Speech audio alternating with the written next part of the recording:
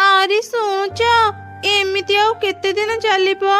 ରହିବାକୁ ଆମ ପାଖରେ ଘର ନାହିଁ, ଖାଇବାକୁ କିଛି ନାହିଁ।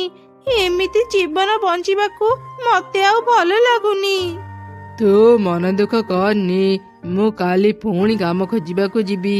ଏଥର କାମ ପାଇଲେ ମୁଁ ଆମ ରହିବାର ବ୍ୟବସ୍ଥା ଆଗ କରିନେବି। ଏଇ ଜଙ୍ଗଲକୁ ଆସୁ ଆସୁ ରାତି ହେଇଗଲା। ଆଜି ରାତି ଆମେ କୋଉଠି ରହିବା?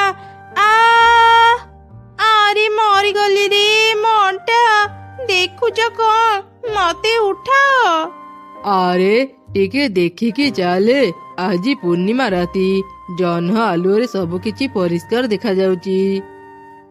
ଏଇ ବୋତଲ ପାଇଁ ମୁଁ ତଳେ ପଡିଗଲି।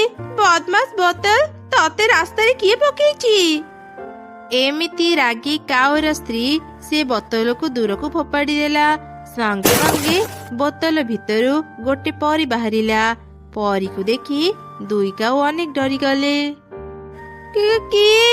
କିଏ ତୁମେ?